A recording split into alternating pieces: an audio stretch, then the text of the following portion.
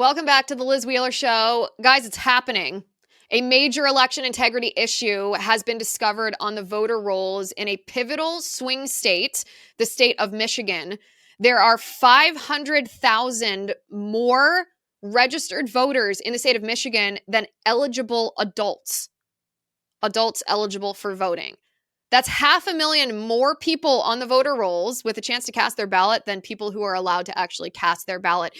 And when the Secretary of State of Michigan was challenged on this, well, she gaslit the heck out of those of us who have valid concerns about the integrity of the 2024 presidential election. We're going to get into all the details. Plus, it's happening. The Democrats were waiting until they saw the state of the race this last few weeks before Election Day, before they decided which votes or which states that they were going to pull their shenanigans in.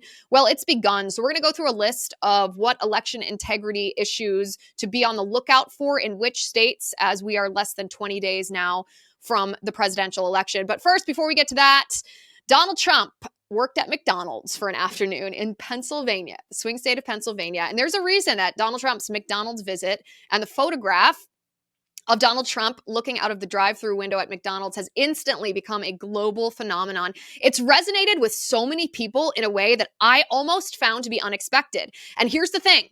The reason that it resonated with so many people was not because it was just a gotcha on Kamala Harris. Kamala Harris claimed that she worked at McDonald's, but there's been an internal communication to McDonald's franchisors, meaning those who own each individual McDonald's business. There has been communication from corporate to the franchises saying we have no records of Kamala Harris working at our facilities, although they did caveat it by saying we don't have records of every position. By the way, you guys reached out to me on all different kinds of platforms and told me how much you liked the interview from last week with Dr. Peter McCullough.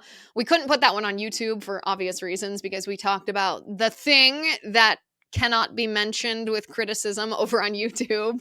You guys went to blazetv.com/Liz and signed up to watch over there. And I'm really glad you liked it. We have another great interview for you today that also unfortunately cannot be posted on YouTube, but I think you'll agree it's totally worth it. We talked with Roman Bystrianyk. It's the author of Dissolving Illusions. Now, if you haven't heard of the book Dissolving Illusions, and I know a lot of you have heard of it, but if you haven't heard of it, it's a book about childhood vaccines.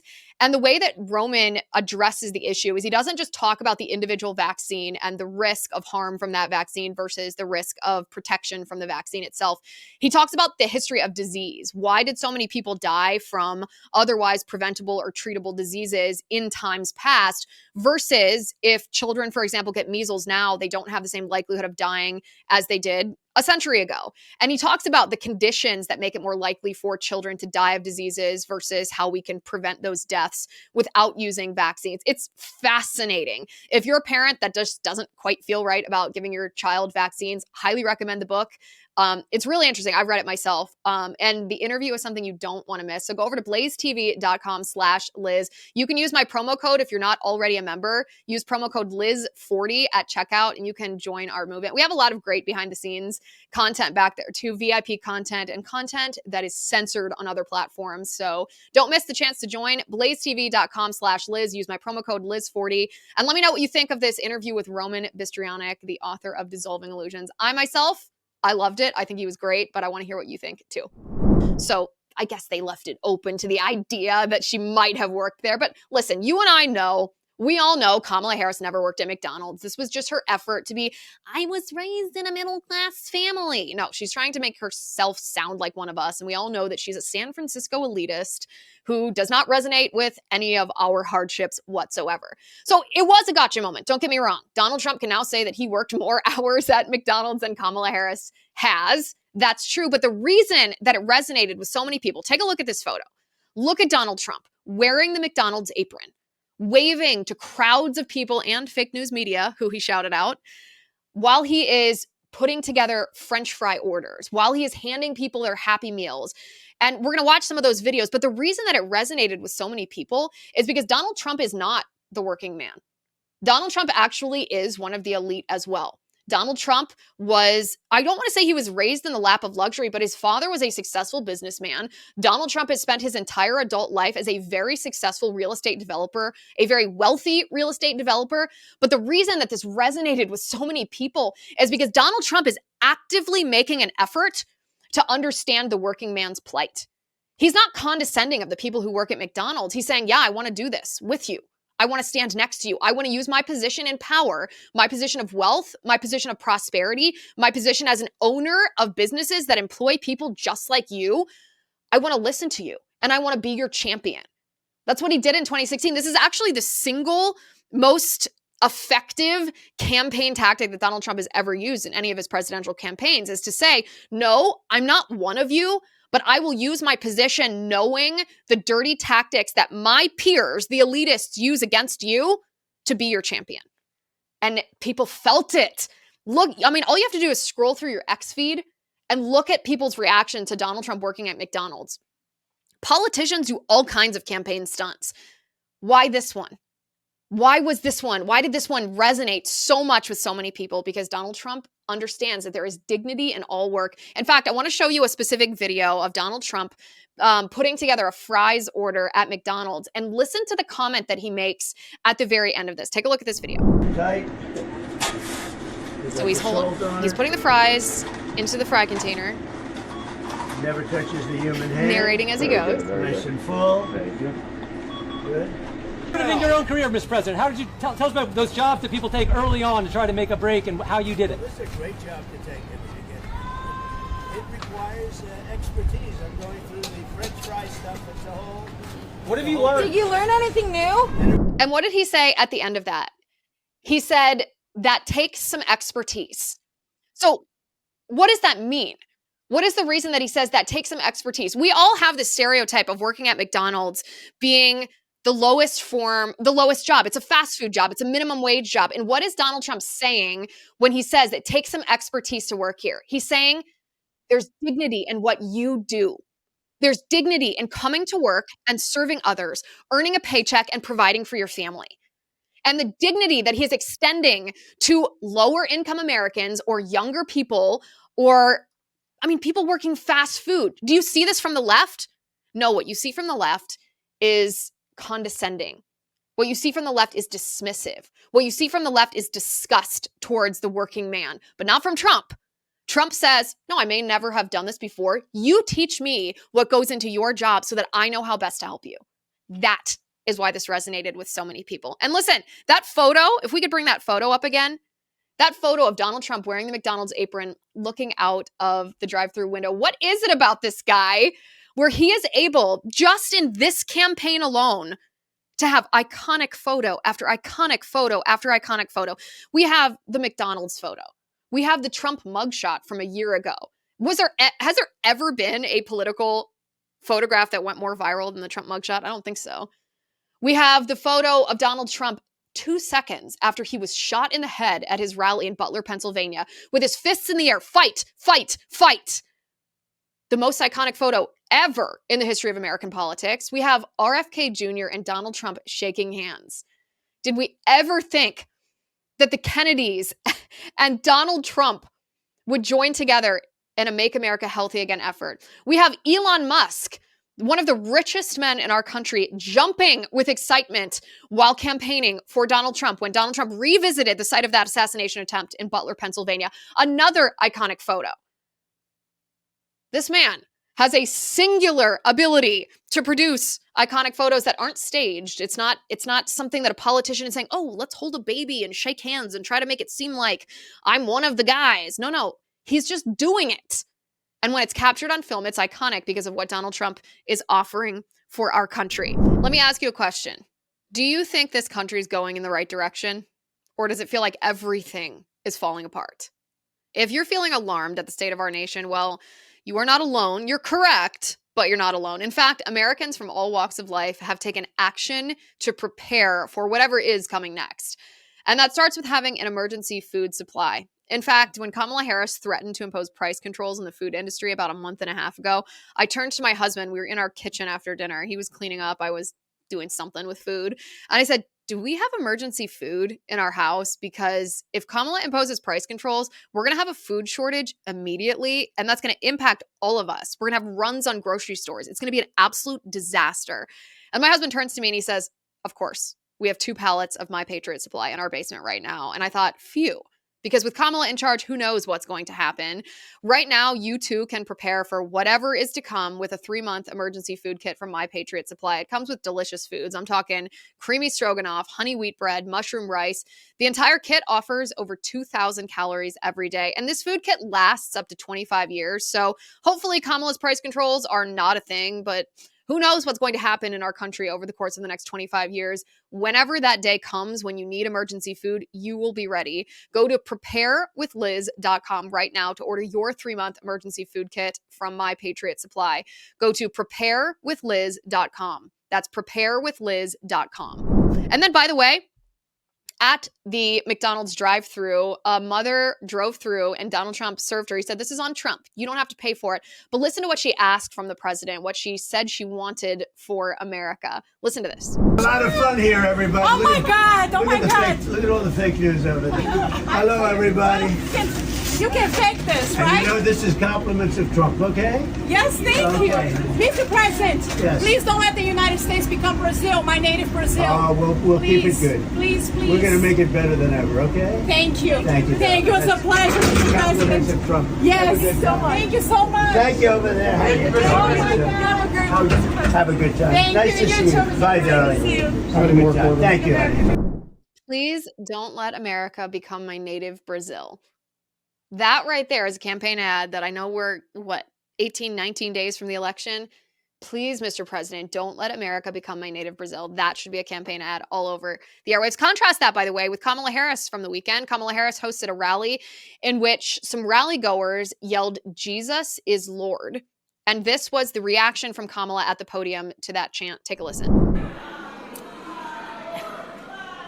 Oh, you guys are at the wrong rally.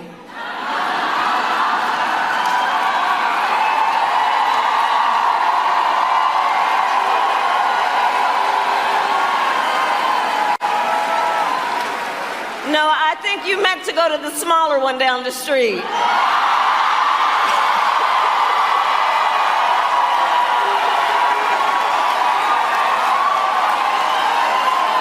Come on. Let's be very clear here. What these people yelled was, "Jesus is Lord."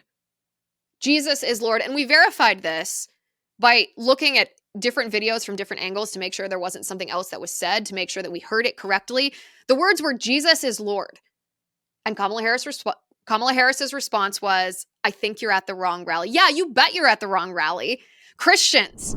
In all the time that you and I have been alive, the US dollar has always been the primary currency, but that may not be the case much longer. The US dollar is facing unprecedented inflation thanks to politicians who continue to spend our money on things like the war in Ukraine. And our politics is getting increasingly unstable. Probably it's going to get even more so. I mean, we're just weeks away from the election at this point. And as if all of this wasn't tumultuous enough, scary enough, frightening enough, the government is looking to take control over all of our money with a new digital dollar. We talked about this on the show 2 weeks ago. The UN in New York City just 2 weeks ago passed this resolution called the Pact for the Future. And in the Pact for the Future is a plan to make all of our money digital. So they can essentially control what we buy and what we don't buy based on our behavior, because they control our money, which is just going to be controlled via an app. It's utterly terrifying, but it is coming. Part of it is already here. The UN plans to make it the reality of the United States of America, which says to you and I, it has never been more important to take control over our wealth so that we can avoid that kind of government control. Don't let your life savings become a casualty of failing banks or currency wars or unstable globalist controlling politicians. Now is the time to call the only precious metal dealer I trust, American Hartford Gold. They will show you how to protect your savings, your retirement accounts, by diversifying your wealth portfolio with physical gold and silver. My husband and I have just done this. We discerned whether this was a wise thing to do, how to best protect our family, and we decided that it was something that we ought to do for the future of our family. American Hartford Gold is such a wonderful company. Listen, they stand beside us on this show every day. They are committed to content like this that brings you the truth. So tell them that I sent you. They'll give you up to $15,000 of free silver on your first order. Call them now. You can click the link in the description of this episode, or you can call 866-996-5172. That's 866-996-5172, or text my name, Liz, to 998899. Again, the phone number is 866-996-5172 or text Liz to 998899. Christians. There are something like 30 million Christians who are not going to cast their vote in this election because they don't like Kamala Harris and they don't like Donald Trump. And let me just tell you, my friends, that is a mistake. You heard it for yourself. Kamala Harris looked at you. If you believe Jesus is Lord, Kamala Harris looked at you and said, you are at the wrong rally. She hates you because you are Christian. Believe her when she says these words. And the people at her rally, they agree. They cheered when this man was ejected, by the way, from the rally. This wasn't just a comeback that she made trying to get a laugh or some applause. They ejected him from the rally for saying Jesus is Lord. She hates you because you're Christian. Any Christian that votes for Kamala Harris is voting for self-destruction. By the way, we have an amazing interview later in the show with the author of Dissolving Illusions. If you have not already read this book, I highly recommend it. It's a book about childhood vaccines and not just weighing whether the risk of the vaccine is greater than the risk of the disease or vice versa. This guy went through the history of disease in our country and all over the world and actually analyzed why is it that children used to die from these diseases but don't die anymore even when they're unvaccinated against the diseases. It's one of the books that I read when I was analyzing whether to vaccinate my daughters, and I highly recommend it, but I asked him some really tough questions, and it's a super interesting interview. We, of course, can't post it on YouTube, which is why I'm bringing it up now, because, YouTube doesn't let you criticize Big Pharma.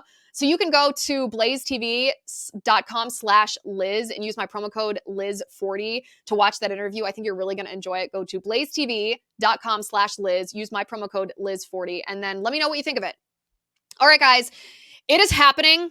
This is it. We warned that this would happen, that the Democrats were going to cheat, but the steal has actually begun. The Democrats tried to camouflage what they were doing. They waited until the last second to see which states were going to be battleground states. But in the state of Michigan, a pivotal swing state, it has come to light that there are now more registered voters in that state than there are adults who are eligible to vote.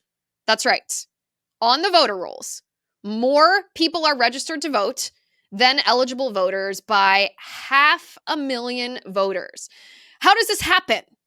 What are the vulnerabilities to this? So this has got some attention because the vulnerabilities are obvious. If all of these people are ineligible to vote, they shouldn't be on the voter roll because people could commit fraud in their name, and who would know? Who would know? Voter rolls need to be clean. They need to be tight. They need to reflect only those who are actually eligible to vote. The state of Michigan has not done this. There are so many more people on the voter rolls than should be, that even Elon Musk criticized the Michigan Secretary of State. It's a woman named Jocelyn Benson. When Elon first brought this to light on X, he said, wait a second, this is a problem if Michigan has these bloated voter rolls. And Jocelyn Benson responded on X by saying the following. I'm going to bring this up. She said, let's be clear. Elon Musk is spreading dangerous misinformation. Here are the facts. There aren't more voters than citizens in Michigan. There are 7.2 million active registered voters and 7.9 million citizens of voting age in our state. Musk is pushing a misleading number that includes 1.2 million inactive records slated for removal in accordance with the law. She said, don't feed the trolls, get trusted information at blah, blah, blah. Okay, I actually laughed when I read this because she admitted exactly what Elon Musk pointed out. She said, he's pushing a quote-unquote misleading number that includes 1.2 million inactive records slated for removal in accordance with the law. Well, Ms. Benson, when exactly are those inactive, ineligible voters slated for removal from the voter roll? Oh yeah, you failed to mention that they're not going to be removed from the voter rolls until after the election has happened. So actually, what Elon Musk noticed, which is also what many of us noticed over the weekend, is that all of these ineligible voters, the number of which exceeds the number of eligible voters in the state, are going to be on the rolls through Election Day. And you are not doing anything about it. Thank goodness Elon Musk pushed back on the lying Miss Benson. He goes, Jocelyn Michelle Benson, shame on you for blatantly lying to the public. You only plan to remove the ineligible voters after this election. That necessarily means that there are far more people registered to vote than there are eligible voters. It's not rocket science. The Democrats love to gaslight us. They love to tell us not to believe our lying eyes. They love to make us feel like we might be crazy if we point out an anomaly or a vulnerability in our election infrastructure, but there you have it. We are starting to see evidence of how the Democrats are preparing to pull their shady business in states across the country. For example, it's not just in Michigan. In the states of Pennsylvania, Georgia, Arizona, and Michigan, we are now being told by their respective secretaries of states not to expect results on election night. We shouldn't think that we'll be able to cast our ballot and then know who actually won the presidency of the United States the day we vote. Even though third world countries can pull this off, we apparently can't. In fact, in the state of Georgia, the Secretary of State, Brad Raffensperger, is claiming that they have fortified their election infrastructure, and yet there's a major anomaly, an abnormality in what he says about how many votes will be tallied on election day. Take a listen to this. In Georgia, 100% of all the votes cast will be on a paper ballot, but actually nationwide, it's going to be over 96 to 97% of all voting in America will be on paper ballots. But we also just put into law this year with SB 189 that all early votes and all early accepted ballots, they all will have to have their results reported by 8 p.m. That's 70, maybe even 75% of all the vote totals will be reported no later than 8 p.m. on election night. Won't take 7 days to tabulate votes, as he said? Absolutely not. What we will be waiting for is the overseas ballots that come in no later than Friday, and so those will then be the final numbers. And we'll just see if that makes the difference in the total vote totals. I understand we're very competitive, and that's why we've done everything since day one to make sure we have fast, accurate, and secure elections for all my voters here in Georgia. Wait a second. So he said that all early votes will be tabulated by 8 p.m. on election day. He said that all voters are casting their ballots on paper ballots, which is good. It's better than the election machines. But then he contradicts himself and says 75% of Georgia ballots will be counted on election night. What about those other 25%? Well, he mentions overseas ballots. Okay, so if there's people that are away, absentee ballots, or, military members that are deployed, they send their ballots in. That's fine. But 25% of the overall vote in Georgia, we're supposed to believe, come from overseas? I don't think so. So what he's doing is the same thing that we have heard from, I believe it was the New York Times a couple of weeks ago, preparing us to not have the final tabulation of votes on election day. This is unacceptable, my friends. And the reason that we should focus on this in the lead up to the election is because your voice makes a difference. Your voice matters. When we raise our voices collectively in outrage, but to decry something bad that a politician's doing, it does make a difference. And we saw this just last week. Remember when Democrat Governor Gretchen Whitmer of Michigan did that TikTok video with the leftist podcaster where she was feeding the leftist podcaster what looked like, it was a Dorito, but she was doing it in the style of giving someone the Eucharist. And it was so anti-Catholic, so blasphemous, so offensive to Christians. And at first she defended it and said, a lot of people are always offended when I get on board with these viral TikTok trends. But when we pointed out how utterly demeaning it was to Christians, she ultimately apologized and said, well, I didn't mean for it to be construed in the way that it was. I apologize. Which means your voice makes a difference. So raise your voices, my friends. Raise your voices, because it makes a difference. If we point out the anomalies that are beginning to surface in swing states across the country regarding election infrastructure, it will make a difference. It makes it harder for Democrats to cheat when it is in broad daylight, when we are shining light on it. Remember that sunlight is the best disinfectant, so the louder our voices and the brighter our lights are on these issues, the more people know about them, the more people ask questions, the more people see the abnormalities, and the more people say, wait a second, that is not fair. For example, in the state of Virginia, which isn't a swing state necessarily by your standard definition of a swing state, although recent polling shows that perhaps Donald Trump is closer in Virginia than Democrats would like to believe, maybe as close as 1.8% behind Kamala Harris, which is within the margin of error. But there's a law in the state of Virginia that if you are automatically registered to vote when you get a driver's license, this is the classic motor voter law. If you are automatically registered to vote and you are not a citizen of the United States, meaning that you are either a legal non-citizen, a legal resident, or an illegal alien that gets a driver's license, you can still be put on the voter roll. the state of Virginia has a law to remove those who are not eligible voters from the voter roll. And this is not a new law. This is a law that is 18 years old. It was signed into law in 2006 by, believe it or not, Democratic Governor Tim Kaine, Hillary Clinton's former running mate, which kind of adds an LOL to this story. And there's a sub-department in the Department of Justice that allows states to submit state laws so that the Department of Justice can preemptively tell states whether or not this law is actually legal to enforce. The state of Virginia did that at the time that this law was passed. They submitted their law to the Department of Justice, and the Department of Justice said, yes, this law is legal, it's fine, go ahead, you can enforce this law, you can execute this law. And so the state of Virginia has been executing this law for the last 18 years without problem until this year. The Department of Justice suddenly files suit against the state of Virginia. Take a look at this. Yeah, to be clear, this is not a purge. This is based on a law that was signed into effect in 2006 by then Democrat Governor Tim Kaine. And it starts with a basic premise that when someone walks into one of our DMVs and self-identifies as a non-citizen, and then they end up on the voter rolls, either purposely or by accident, that we go through a process, individualized, not systematic, an individualized process based on that person's self-identification as a non-citizen to give them 14 days to affirm they are a citizen, and if they don't, they come off the voter rolls. And by the way, they have one last safeguard, which is they can come and same-day register and cast a provisional ballot. And so to describe this as something that's a purge is completely inaccurate. It's wholly consistent with the U.S. Constitution, the Virginia Constitution, and Virginia law. And so we should ask, you and I, why exactly the Kamala Harris Department of Justice, because let's not kid ourselves and pretend that Joe Biden is in charge of anything in our government at this point. Kamala Harris is the sitting vice president, so she's the one running the government, if not worse, meaning if it's not some directive coming from Barack Obama. The Kamala Harris Department of Justice is filing a lawsuit against the state of Virginia this year for removing, on an individualized basis, people who have self-identified as non-citizens from the voter rolls. Why would they be doing that?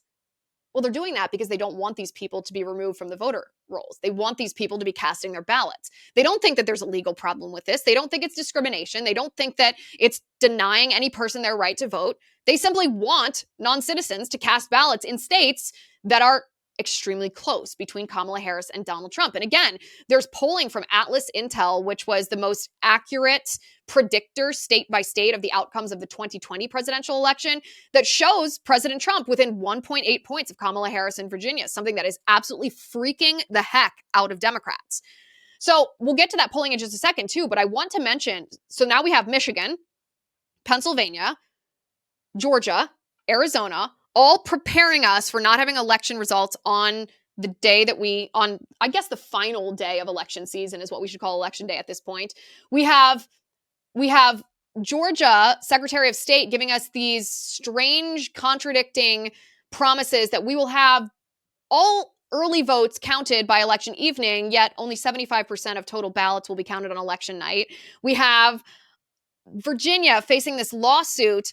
The good news is that it seems that Republicans are casting their ballots in early voting at a much larger number than they were in 2020. Take a look at this. But based on the likely partisanship of the voters that we've seen so far, we're seeing more Republicans as a share of the electorate than Democrats. Take a look at that. 4 years ago, less than a third, only 32% of people that had voted so far were Republicans. That's up 6 points so far this cycle. Now, that could be a sign of enthusiasm among Republicans. It could be because Donald Trump is sometimes at least supporting early voting. And it may be that these are voters they're going to vote anyway on election day. But the bottom line is that people are voting and they're enthusiastic about this race. In Pennsylvania, we've seen Republicans so far ahead of the 2020 pace. Again, Democrats are still a larger share of early voters, but there are more Republicans in just about all of the states where we've seen significant votes so far.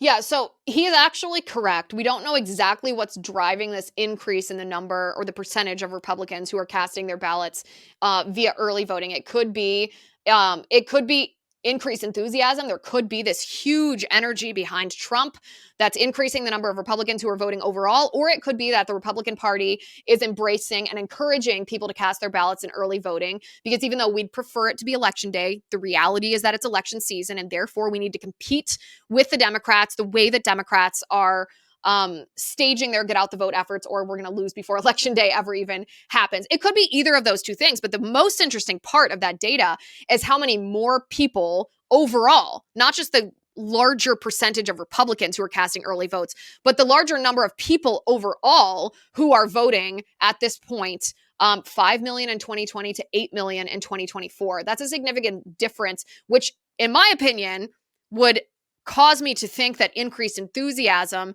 is playing a role in addition to increased efforts to turn out Republicans for early voting. But this is all good news. So let's bring up this polling from Atlas Intel. They were, as I said, the most accurate poll showing state-by-state results from 2020, the 2020 presidential election. And this is what they are predicting for 2024. So this is an election forecast based on that most accurate poll of 2020. If the election were held today, Donald Trump is slated to win 323 electoral votes compared to just 215 for Harris. This would be a huge victory, a landslide victory for Donald Trump. This election forecast also projects Trump to win the popular vote, something that I think the Harris campaign is counting on. Even if Trump wins the electoral vote, they would like to win the popular vote still so that they can claim that the electoral college system is unfair. This projection says that Trump is slated to win 50.7% of the popular vote compared to Harris's 47.6%. Listen, you know my thoughts on polls. I generally don't think polls are accurate because the news changes by the day. Sometimes by the time a poll is even conducted, by the end of that poll, there's been some significant event in our country, some thing that a politician said, some event that's happened to a politician, or some global event that's changed how people are thinking about the world. So generally, I think polls are outdated before they even start. I also think that they're incredibly biased in the way that they ask questions, intentionally or otherwise, or there's just some confounding factor that polls simply can't take into consideration. So I generally discount polls. But if we're going to look at polls, this is the kind of poll that I like to see. In the battleground states, this election forecast has Harris winning in Maine, in New Hampshire, and in Virginia. But look at those numbers. In Virginia, Harris is only up by 1.8%. In New Hampshire by 0.8%. That's not only margin of error, that's like a fraction of the margin of error. Those are absolutely attainable numbers for Donald Trump. And then in the other swing states, Minnesota, Michigan, Nevada, Pennsylvania, Wisconsin, Arizona, Georgia, and North Carolina, Donald Trump is winning not just by small amounts. I guess in Minnesota, the margin is pretty small at 1.4, but Michigan over 4 points, Nevada 4.8, Pennsylvania 5.7, Wisconsin 6.4, Arizona 6.7, Georgia 7.6, North Carolina 8.1. If this poll is as accurate as this poll was in 2020, then this will be a landslide election for Donald Trump, which is exactly why we're seeing these things happening in states across the country. The Democrats are seeing the reality of what this race is, and they're preparing for Mark Elias style electioneering, rigging of different systems in order to tip the scales in their direction. And the best thing that you and I can do to prevent this is, of course, always put pressure on the RNC and our local Republican parties and our elected officials to call out election shenanigans. Don't be afraid of being accused of being an election denier. Look at the facts and speak the truth. Be not afraid to talk about these topics. But you and I can also talk about them. Bring attention to them, shine light on them, use your voice because your voice makes a difference. And the more people that know about these things in their individual localities and states can articulate what's happening, what the Democrats are doing, the less likely that the Democrats will be in succeeding in doing any rigging whatsoever. It's happening. It's begun, and it's our responsibility to stop it. All right, a few headlines for today that the mainstream media doesn't want you to watch. Jeffrey Marsh was invited to the DNC as a VIP. Jeffrey Marsh is a TikTok star. Jeffrey Marsh is a grown man who wears lipstick and fake eyelashes and blush, colorful makeup. Jeffrey Marsh's shtick is talking to children with gender disorders or grooming these children into gender disorders and ultimately telling them to cut off contact with their parents if their parents do not, quote unquote, affirm their gender identity, and then encouraging children to contact him privately via DM.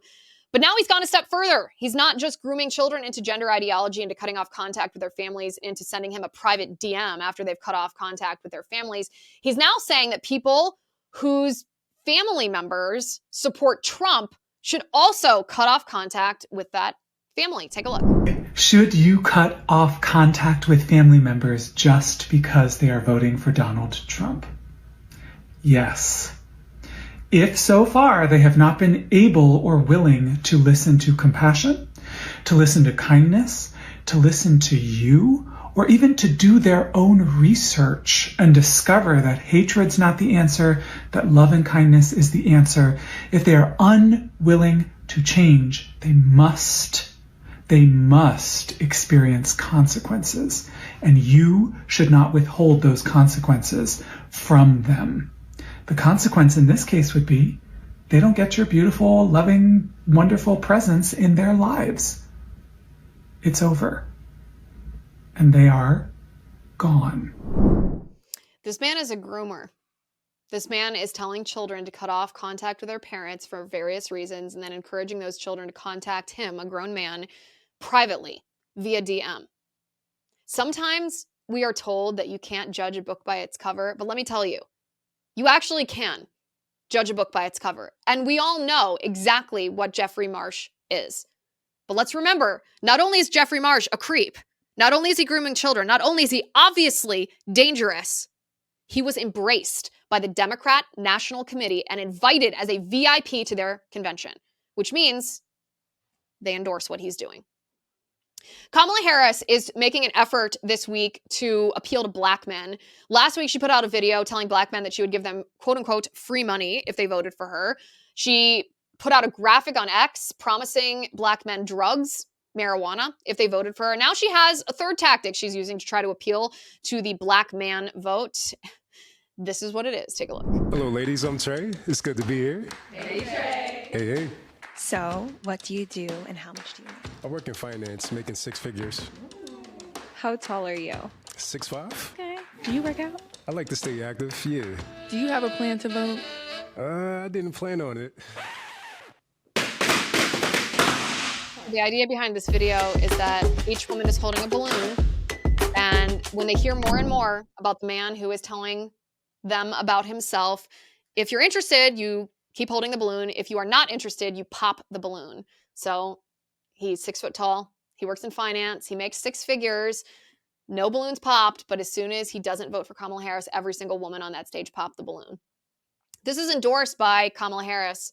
So what does this mean? This means Kamala Harris is telling black men that women won't date them if they don't vote for her. How demeaning is her appeal to black men? I'll give you quote unquote free money. I'll give you drugs, and women won't sleep with you if you don't vote for me. Guys, she thinks you're stupid. She thinks that the only thing you care about is sex, drugs, and cash. That's so insulting. That's her appeal to you? I would love to see videos, by the way, from all the black men who watch this show refuting Kamala Harris's insulting appeal to black men. It's disgusting. And you know what it is? It's racist because she's generalizing all black men, saying all you care about is drugs and sex and money. Insulting. Bernie Sanders admitted on television that Kamala Harris is lying to you in order to hide her radicalism because he doesn't think that her radicalism will actually appeal to voters. Take a look at this. So I know you know this, but in addition to the Green New Deal and Medicare for all, single payer for health care, and ending fracking, in addition to those being positions that you hold, Vice President Harris used to be with you on all three of them and now is against you on all three of them. Is she making a mistake having reversed those positions? Look, Jake, I think what we're seeing is a coalition of people, more establishment Democrats and progressive Democrats, and progressive independents, I'm the longest serving independent in American history, come together with the goal of defeating a very dangerous candidate, and that is Donald Trump. In terms of Medicare for all, I personally believe that the current system is broken, dysfunctional. Its major goal is to make billions in profits for the drug companies and the insurance companies, and we end up spending twice as much per capita on health care as the people of any other country, while 87 million are uninsured or underinsured. I think it's a broken system. What did he say? It's a coalition of people trying to defeat Donald Trump. What is he mean? What are the words underneath those words? Well, he admits that Kamala Harris hasn't actually rejected his policies, the Green New Deal, Medicare for all, or banning fracking. He believes that Kamala Harris still believes in those things, but he knows that voters reject those things. And so Kamala Harris has to lie to voters to trick voters into voting for her, pretending that she's not radical because they don't like her radical policies. And Bernie Sanders seems totally unbothered by the immorality of Kamala Harris lying to you to try to trick you into voting for her. It's despicable. Speaking of despicable, Border Patrol and FEMA got together to help with hurricane relief efforts in North Carolina. And I think this video, we can play this video actually while I'm describing what it is so that those who are listening understand what we're watching. This video encapsulates perfectly the inefficiency of government. So it's a bunch of men, a couple of women, I think, in there, all dressed in kind of military style gear, you know, all with belts with firearms and in their Border Patrol outfits and glasses, and they are moving tree limbs and branches into a stack, one stick at a time. They have a line and they're handing one little log. Really, this is exactly what government is. I actually love this video because this is exactly what our government does. All of these men, and you can't figure out a more efficient way to haul logs? Like, good Lord, I'm a 110-pound woman. I could carry more logs than that at one time from point A to point B. But this is the federal government, my friends. This is exactly what the federal government does, whether it is at our southern border or whether it is in response to a natural disaster like Hurricane Helene. The federal government is not only inefficient, they are corrupt and they are stupid. And that video proves the point. Okay, guys. The rest of the episode today is my interview with the author of Dissolving Illusions. It's an absolutely fabulous interview. I'm excited for you guys to see it. But you do have to go over to blazetv.com/Liz. You can use my promo code Liz40 if you're not already a member, and you'll get a good deal. We had to put it behind the paywall simply because YouTube censors us if we talk about childhood vaccines. So you get it, you understand it, you know why we have to do it, but it's not going to stop us from talking about what's important. So I'll see you over there, and I think you're really going to enjoy the interview.